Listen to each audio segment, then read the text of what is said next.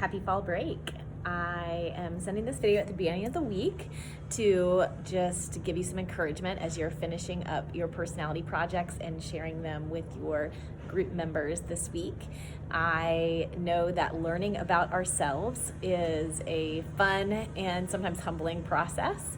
And I also want to remind you that anytime we do a self-assessment, like a personality profile, we want to take it with a grain of salt. It is a self-reporting what we know to be true about ourselves, and that is why I ask you to do some research and why I ask you to have a conversation with somebody else to get their take on your personality to see if it fits with how you actually live your life in your relationships.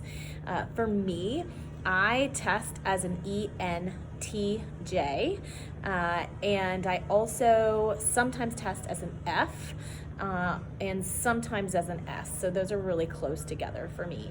And one of the things that I've realized is that over time, I used to be a very strong T, that I have gained empathy skills. So when I was in college, I was very much kind of black and white thinking of this is the way that things are. Everybody should be treated the same way regardless.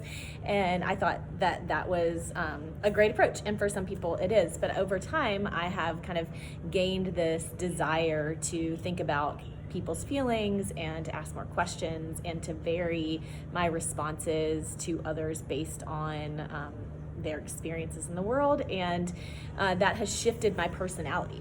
It's helped me to be more present with others, so now that I test more as an F than a T, or at least on the borderline. One of the things that I really value about my T-ness is that I don't have strong emotional reactions to things, that I can often see things in a more objective light, which I think takes a lot of stress off of my life, and I'm very thankful for that. Whereas my friends who are very high on that F category often just feel and absorb things so strongly, and it's hard to shake some of that emotional weight that we feel, but also makes those friends so compassionate and caring. And so I just share that to help us understand that there's strengths and weaknesses to each of the letters. And when you look at your test, it's helpful to pay attention to the percentages that you are on each of the letters. For example, my J is my highest percentage, which does not mean I'm judging. It means that I really like organization. I love to check things off a list. I love structure. I eat the same breakfast every morning. I love things that are the same. I do not like to wait till the last minute. I want to get things done.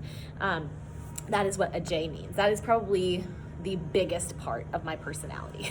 And I see that in the percentages. So when you're looking at that and you're analyzing it, pick out the things that kind of show you the most about who you are, because those are going to be the most interesting for you to talk about in your relationships with other people, and for you to explore in your research as well as in your conversation with the person that you interview.